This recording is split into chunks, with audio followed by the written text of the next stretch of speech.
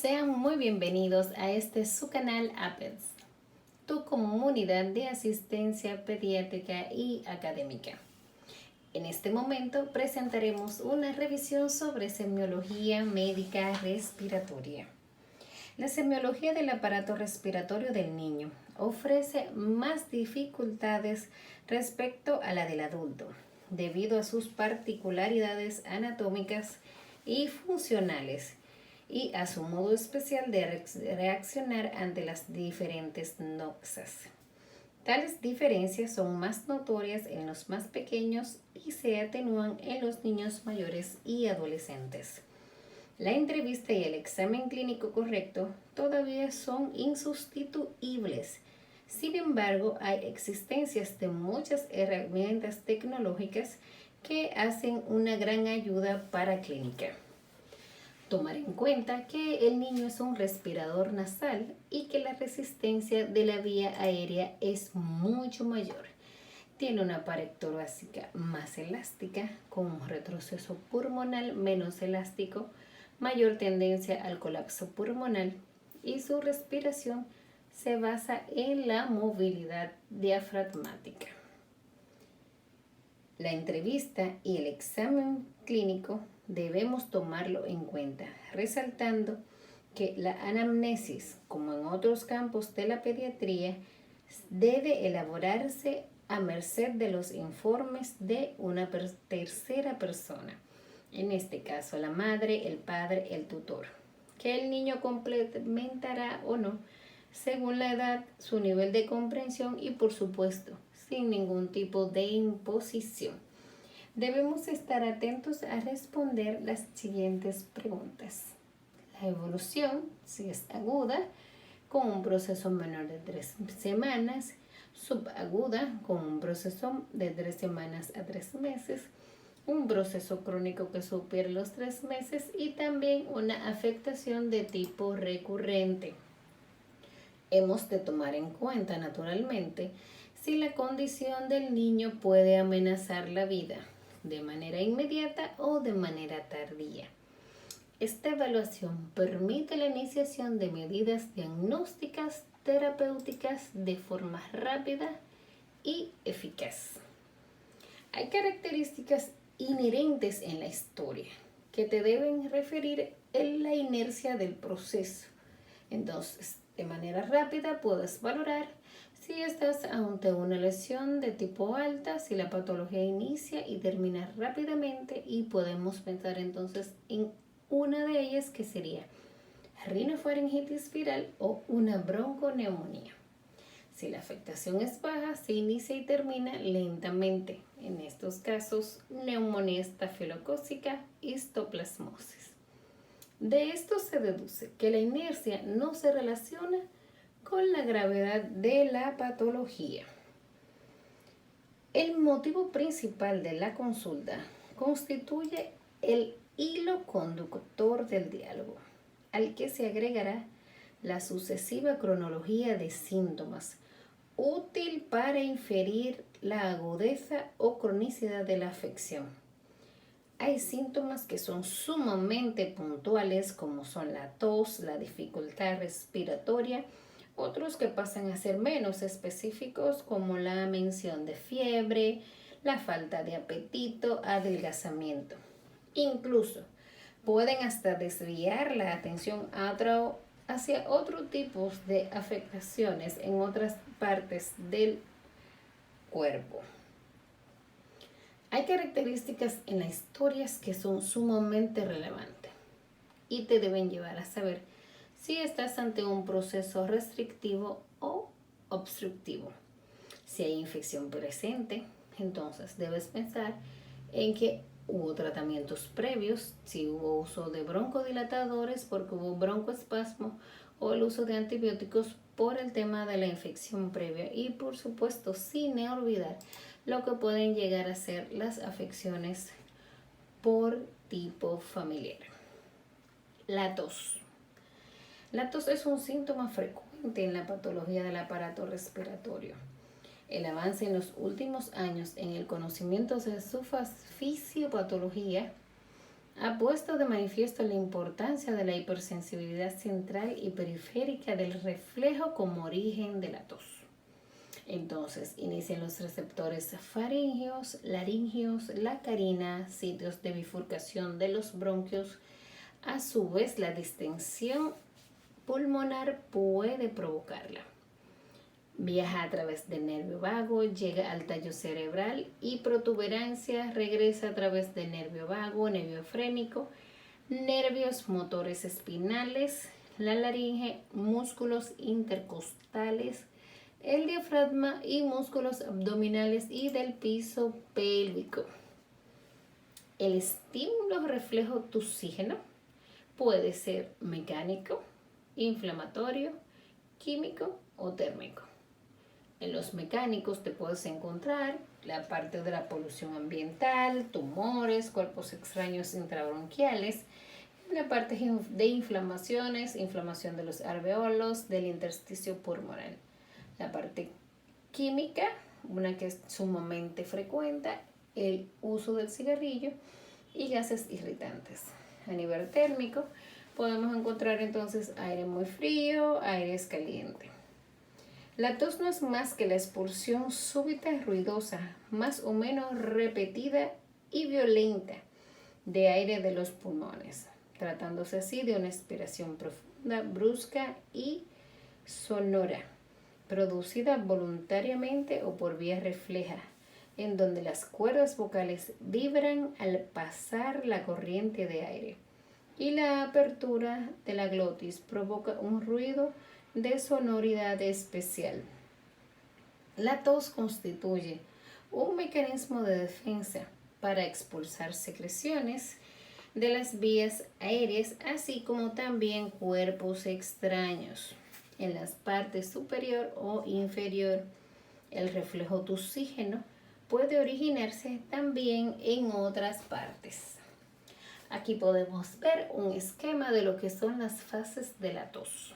La fase inspiratoria con una inspiración forzada, cierre glótico, la fase compresiva con aumento de la presión, contractura de la musculatura torácica, abdominal, pélvica, y la expulsiva con la fuerte salida de aire que pudiera llegar incluso a los 250 metros por segundo. Mencionamos además la causa de la tos. De la vía aérea puede ser de los bronquios, de los pulmones y de la pleura. También puede producirse por enfermedades cardíacas, enfermedades neurológicas, patología del mediastino, patología abdominal, patología digestiva y por supuesto causas psicógenas. Tipos de tos. Podemos encontrar la tos seca, que es una tos nerviosa o emotiva. Es una tos no productiva sin movilización de secreciones ni expulsión. Podemos encontrarla en los casos de otitis, faringitis, tosferina, traqueitis, pleuritis, compresión del nervio vago. También podemos encontrar la tos húmeda, catarral, blanda o productiva, con ruido o exteriorización de flema. Se produce a nivel de la orotraquea y bronquios. Patologías como la traqueobronquitis, bronconeumonía, neumonía la pueden producir. Tenemos la tos hemoptoica. Puede ser por cuerpo extraño, tuberculosis, bronquiectasia, mucoviscidosis. La tos productiva. Es una tos con flema también llamada productiva, valga la redundancia, y se debe normalmente a una infección viral o bacteriana. Nos encontramos por aquí, además, con otros tipos de tos. Dentro de ellas está la tos apagada o tos afónica. Puede ocurrir por edema laríngeo, lesiones avanzadas de las cuerdas vocales o procesos debilitantes. Es débil de viejo, es dada la apariencia de la musculatura respiratoria, sobre todo a causa de polio en algunos jóvenes. La tos quintosa se caracteriza por tener 5 o más accesos de tos, que termina con una inspiración prolongada y sibilante en reprise o gatillo, y termina con una expectoración filante y espesa que puede causar vómitos. Es típica de la tos convulsiva o parecida a la coqueluchoide. En una y otro acceso paroxístico se compone de una sucesión de expiraciones bruscas. Puede convertirse esta misma tos en un tipo de tos cianosante y también convertirse en una tos emetizante. Un dato interesante es saber si el niño solo tose de noche al despertar o si lo hace solamente durante el día y si está relacionado con algún tipo de esfuerzo. La tos coqueluchoide es similar a la quintosa, pero no es productiva. Es menos intensa, menos duradera.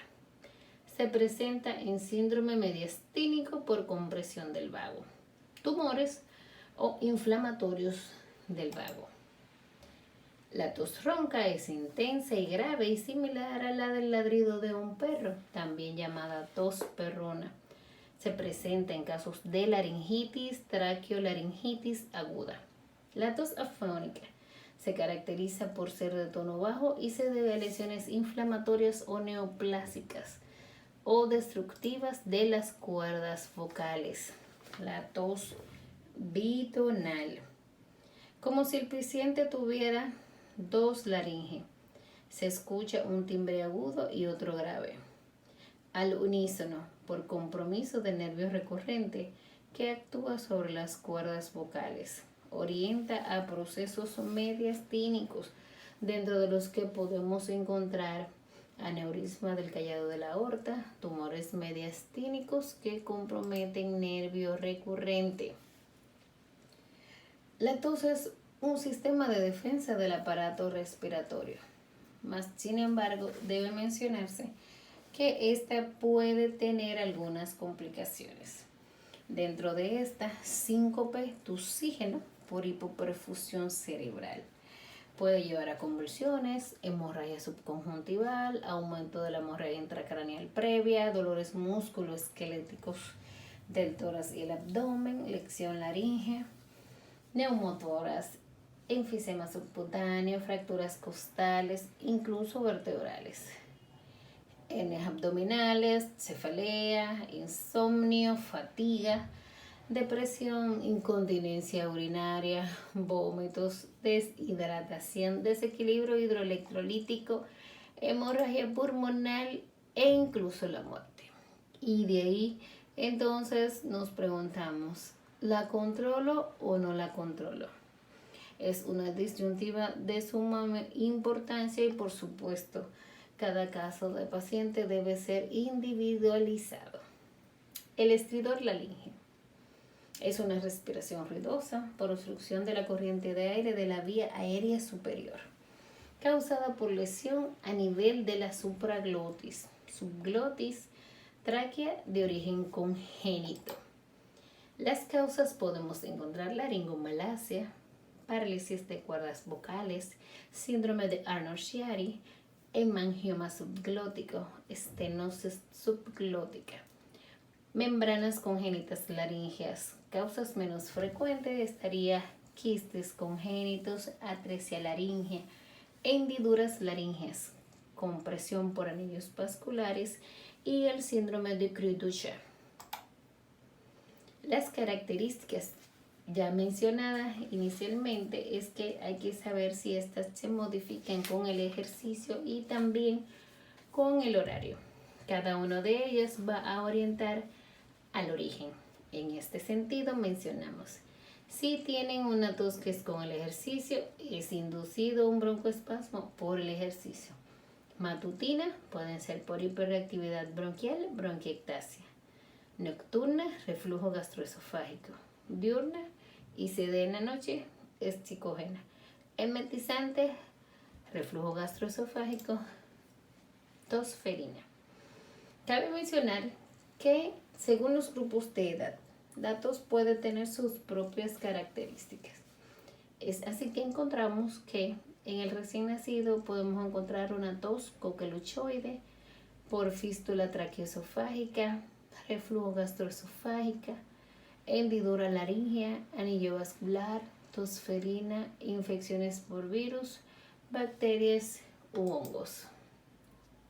En el lactante menor podemos encontrar entonces tos por alteración congénita no detectada al nacimiento, reflujo gastroesofágico, hiperreactividad bronquial, tuberculosis, cuerpo extraño, infección viral, en especial la del virus sincitial respiratorio.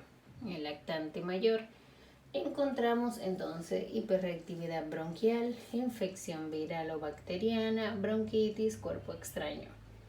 En el preescolar, hiperreactividad bronquial, cuerpo extraño, infección viral, bacteriana, y también el niño fumador pasivo. En el escolar, hiperreactividad bronquial, infección bacteriana, infección por el micoplasma, infección viral irritativa. Vamos a mencionar en este acápite, antes de pasar a lo que es los detalles de la cianosis, mencionar lo que es una tos con pus o vómica, que este puede ser un material abundante de origen respiratorio en forma que remeda al vómito y suele acompañarse de náusea.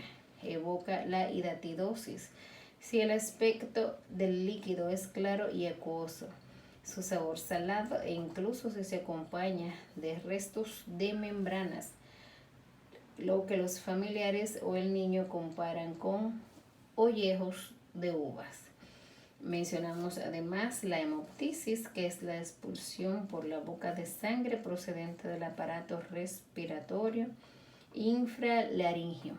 Es de hecho poco común en pediatría, pero no es excepcional, por lo que siempre hay que investigar. No siempre es fácil diferenciarla de la hematemesis. Se apoyan para el diagnóstico de hemoptisis en la emisión de sangre roja y espumosa.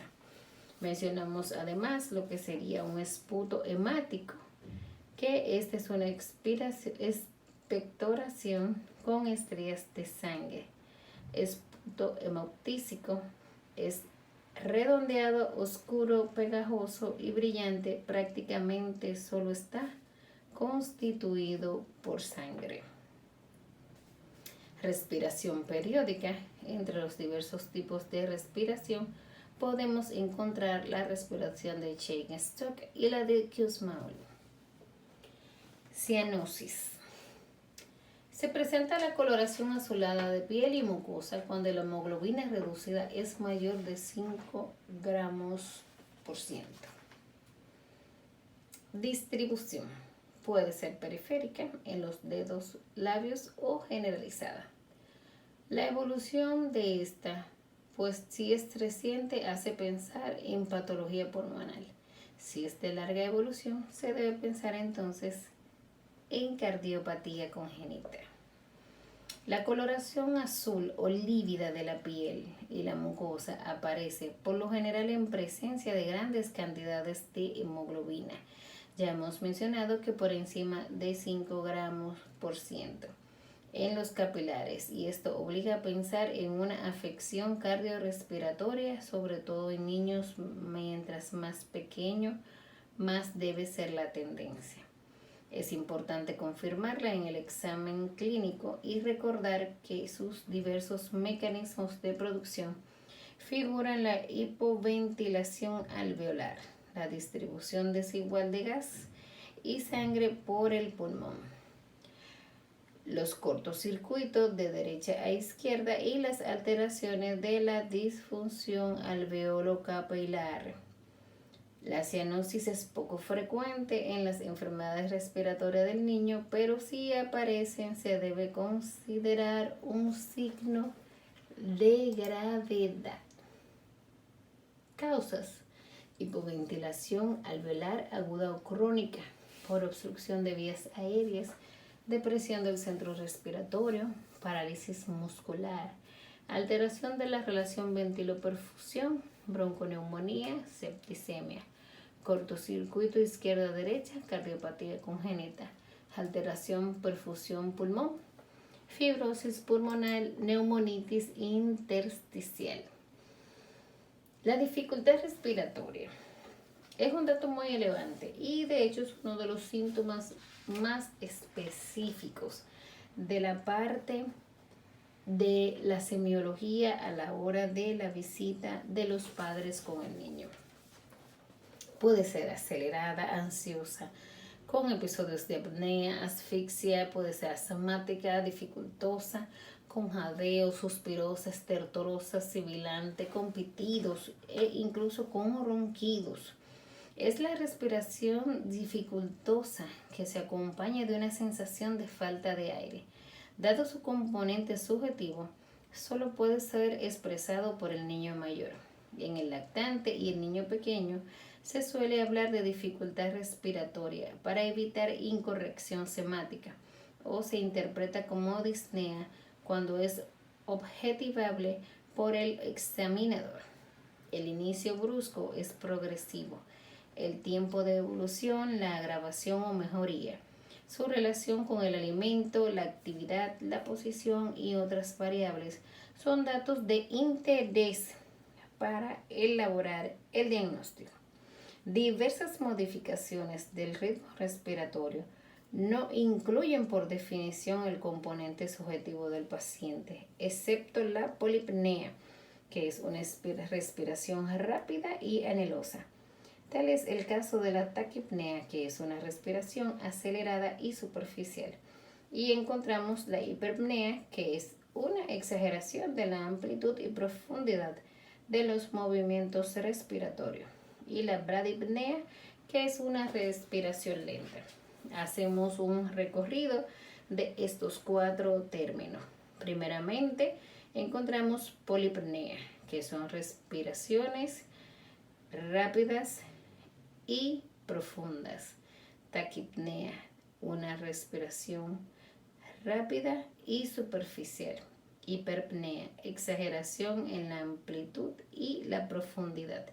Y la bradipnea, que es una respiración lenta.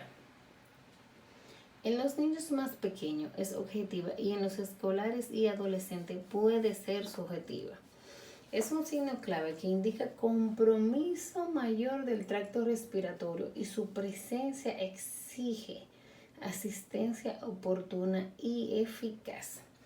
Cabe mencionar que a simple vista puede valorarse cualquier caso de dificultad respiratoria tomando en cuenta las zonas supraclaviculares, la parte supraesternal, así como también las retracciones intersubcostales, lo que debe llevar a un afinamiento del diagnóstico para una mejor clasificación del paciente y por lo tanto un mejor tratamiento.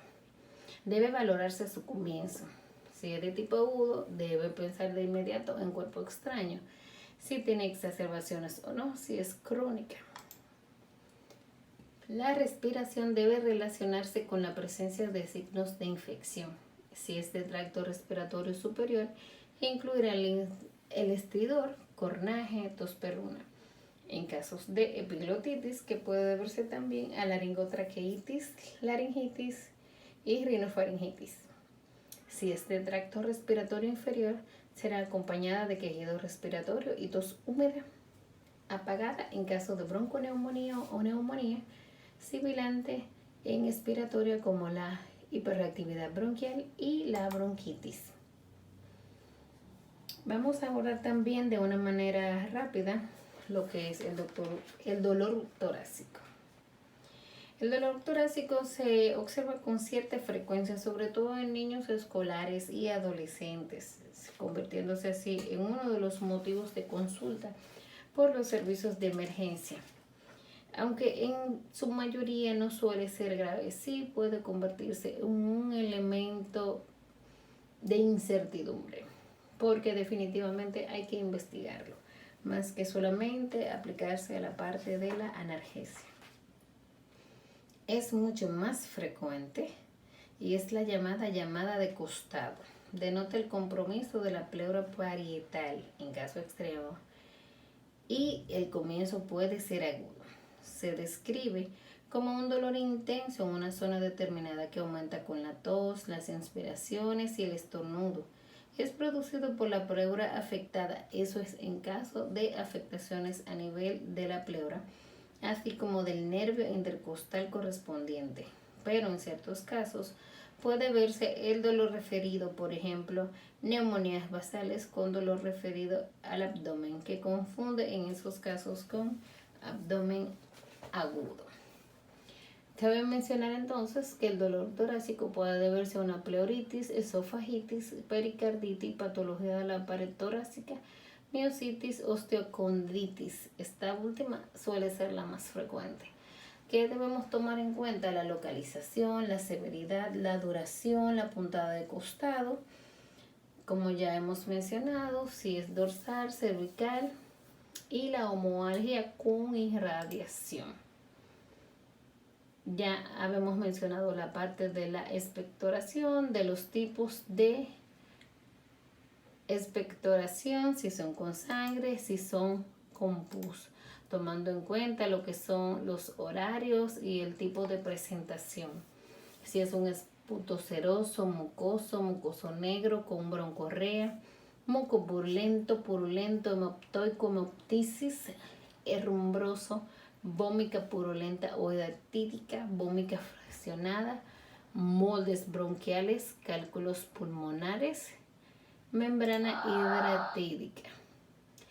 Señores, hasta aquí nuestra revisión de hoy, que está relacionada a la semiología médica respiratoria. Le invitamos a que se suscriban en el canal, que activen las notificaciones para más y mejores videos, sabiendo que estos son para edificarnos a todos de una manera rápida y concisa. Ya saben, Pediatría Proactiva, tu comunidad de asistencia pediátrica.